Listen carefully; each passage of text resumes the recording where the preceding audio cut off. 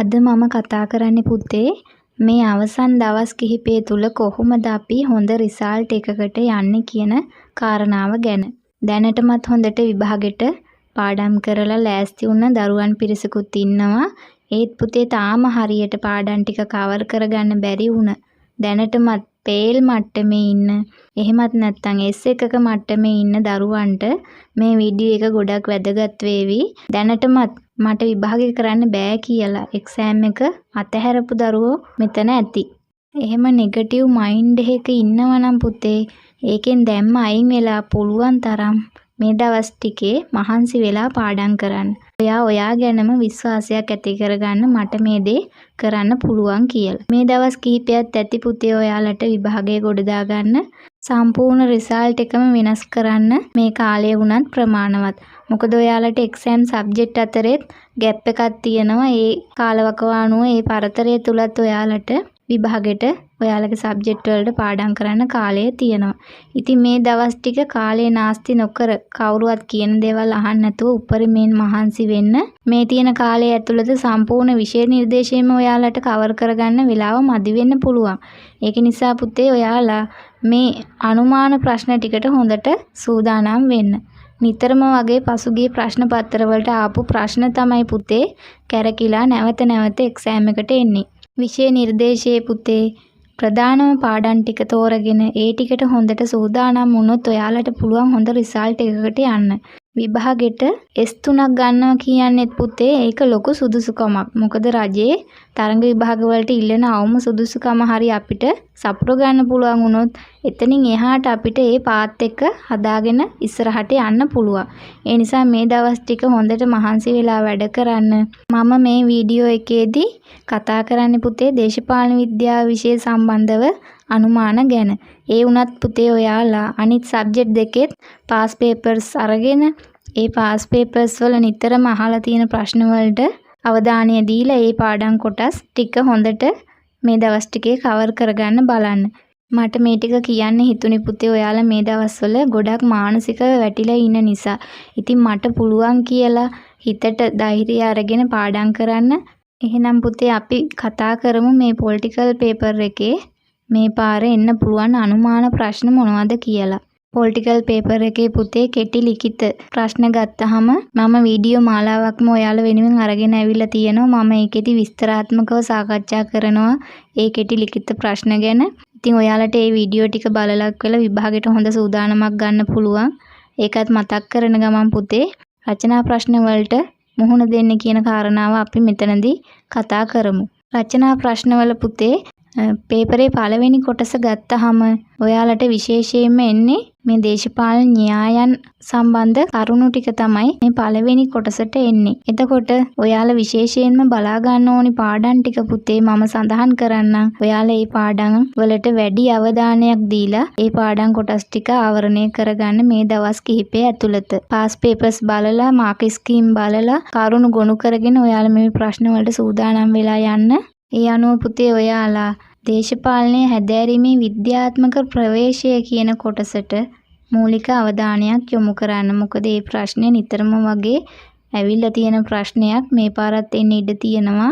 ඒ ප්‍රශ්නෙට මූලික අවධානය යොමු කරන්න. ඒ වගේම පුතේ දේශපාලන න්‍යාය, දේශපාලන මතවාද කියන කොටස් ටික හොඳට බලා ගන්න. ඒ වගේම තමයි දේශපාලනය සහ දේශපාලන විද්‍යාව අතර වෙනස. තවත් අනුමාන ප්‍රශ්නයක් තමයි පුතේ දේශපාලන විද්‍යාවේ ස්වභාවයත් එක්කම ඔයාලා දේශපාලන විද්‍යාවේ විශේෂ ශාස්ත්‍රයත් හොඳට බලාගෙන යන්න. ඒ වගේම තමයි පුතේ දේශපාලනය අධ්‍යයනය කිරීමේ තුලනාත්මක ප්‍රවේශය ගැන මේ පාර වැඩි අවධානයක් යොමු කරලා තුලනාත්මක ප්‍රවේශය ගැනත් බලාගෙන යන්න. ඒ වගේම තමයි පුතේ දේශපාලනය සමාජ භාවිතයේකි පැහැදිලි කරන්න කියන ප්‍රශ්නෙත් හොඳට බලාගෙන යන්න. ඒ වගේම පුතේ ඔයාලා දේශපාලන පක්ෂවල කාර්යභාරය, දේශපාලන පක්ෂ කියන්නේ මොකක්ද? ඒ වගේම බලපෑම් කණ්ඩායම් මේ දේශපාලන පක්ෂ ගැන බලාගෙන යනවා නම් පුතේ අනිවාර්යෙන් ඔයගොල්ලෝ බලපෑම් කණ්ඩායම් ගැනත් බලාගෙන යන්න. මොකද මේ දේශපාලන පක්ෂ සහ බලපෑම් කණ්ඩායම් අතර වෙනස ඔයාලගෙන් ඇහුවොත් ඒකටත් ඔයාලා සූදානම්ෙන් යන්න ඕන නිසා දේශපාලන පක්ෂ ගැන බලනවා වගේම බලපෑම් කණ්ඩායම් ගැනත් බලාගෙන යන්න. දෙවැනි කොටස ගත්තාම පුතේ පේපරේ ඔයාලට ප්‍රශ්න හැදෙන්නේ ආණ්ඩු ක්‍රම යටතේ. එතකොට ඔයාලා මූලික අවධානයක් දෙන්න පුතේ ශ්‍රී ලංකාවේ 1833 කෝල්බුක් කැමරන් ආණ්ඩුක්‍රම ප්‍රතිසංස්කරණයේ සමාජ ආර්ථික දේශපාලන ප්‍රතිඵල ගැන මූලික අවධානයක් දීලා කටයුතු කරන්න මේ ප්‍රශ්නෙට සූදානම් වෙලා යන්න. මම මේ ප්‍රශ්නේ අනුමාන රචනා ප්‍රශ්නයක් විදිහට සාකච්ඡා කරලා තියෙනවා සම්පූර්ණයෙන්ම. ඉතින් මේ වීඩියෝ එක බැලුවේ නැත්නම් මේ වීඩියෝ එකත් බලලා ඔයාලා පිළිතුරු ගොනු කරගන්න.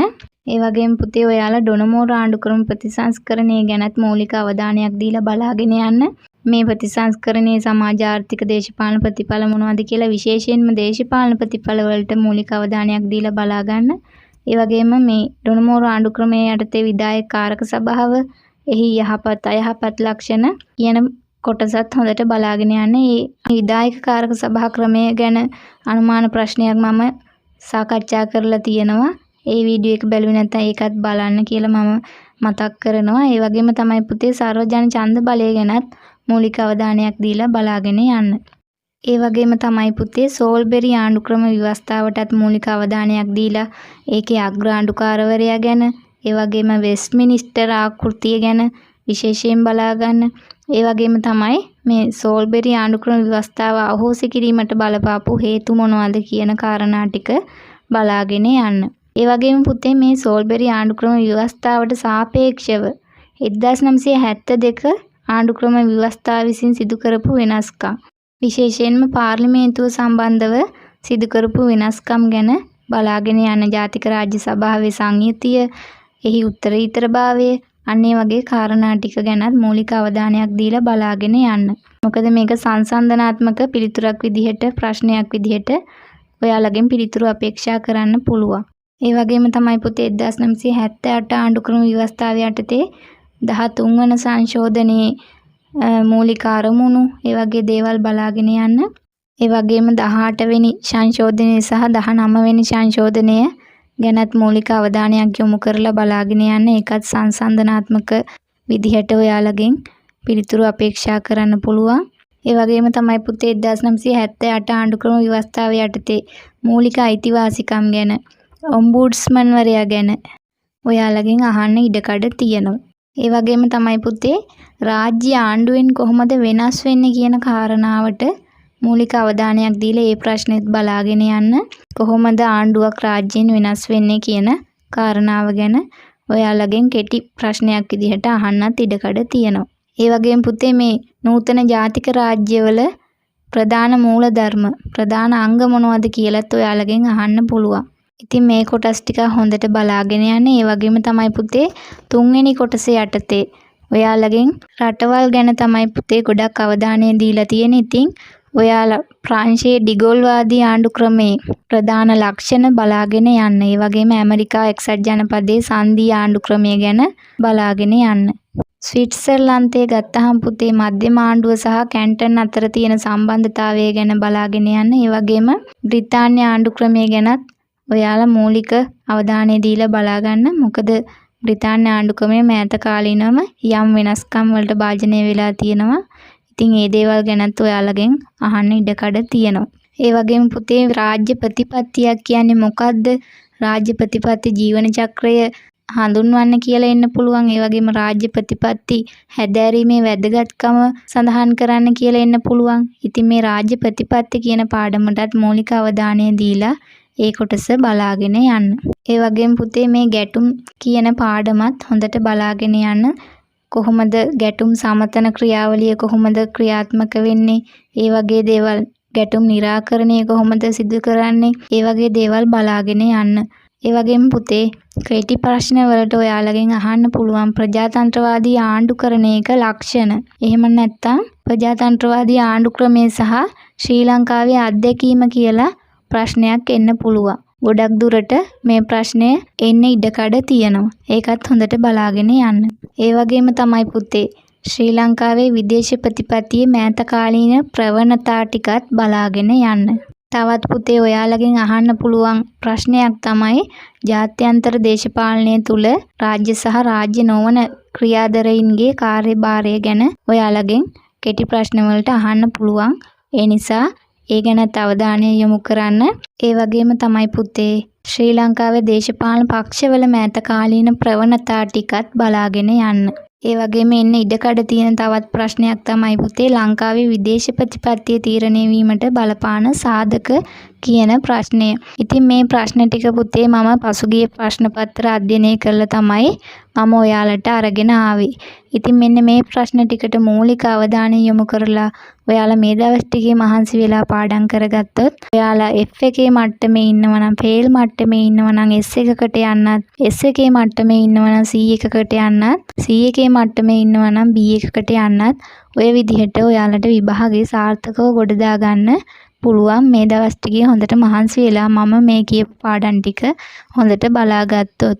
ඉතින් පුතේ මේ දවස් ටිකේ හොඳට වැඩ කරගත්තොත් ඔයාලට පුළුවන් මේ විභාගේ ගොඩ දාගන්න. මෙතනදී ගොඩක්ම අවශ්‍ය වෙන්නේ පුතේ අපි ගැන විශ්වාසයක් තමයි මෙතනදී අවශ්‍ය වෙන්නේ. අපි මානසිකව වැටිලා අපිට බෑ කියන මතයට ආවට පස්සේ අපිට එතනින් එහාට බෑම කියලා තමයි හිතෙන්නේ. ඒ නිසා ඔයාලා මේ දවස් ටික මහන්සි වෙලා උපරිමයෙන් ෆෝන් එකෙන් ඈත් වෙලා හොඳට පාඩම් වැඩ ටික කරගත්තොත් මේ පාඩම් ටික මේ අනුමාන ප්‍රශ්න ටික හොඳට බලාගත්තොත් ඔයාලට අනිවාර්යෙන්ම විභාගේ හොඳට ගොඩ දාගන්න පුළුවන්. කෙටි ලිඛිත ප්‍රශ්න ගැන ඔයාලා වද වෙනවා නම් පුතේ අනිවාර්යෙන්ම මම මේ channel එකේ කෙටි ලිඛිත ප්‍රශ්න මාලාවක්ම අරගෙන ඇවිල්ලා තියෙනවා සාකච්ඡා කරලා තියෙනවා. ඉතින් ඒ වීඩියෝ ටික හොඳට බලාගෙන යන්න. එතනින් ඒ කොටසත් ආවරණය කරගන්න ඔයාලට පුළුවන්.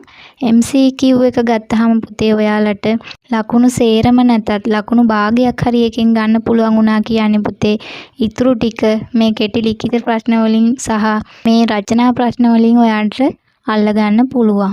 ඉතින් මම මෙතනදී කතා කළේ කොහොමද ෆේල් මට්ටමක ඉඳන් අපි S එකකට යන්නේ කොහොමද අපි S එකේ ඉඳන් C එකක මට්ටමකට යන්නේ කොහොමද කියලා තමයි මම අද සාකච්ඡා කළේ. ඉතින් පුතේ මේ ප්‍රශ්න ටික අනිවාර්යෙන් බලාගෙන විභාගෙට හොඳ සූදානම් අරගෙන යන්න. ඔයාලට අනිවාර්යෙන් පුළුවන් මේ විභාගය ගොඩ දාගන්න. වෙලාව තියෙන විදිහට මමත් උත්සාහ කරනවා මේ ප්‍රශ්න ටික සාකච්ඡා කරලා ඔයාලට channel එකට වීඩියෝ අප්ලෝඩ් කරන්න. ඉතින් channel එකත් එක්ක දිගටම රැඳී ඉන්න channel එක subscribe කරලා තියාගන්න. ඒ වගේම යාළුවන්ටත් බලන්න මේ වීඩියෝ share කරන්න.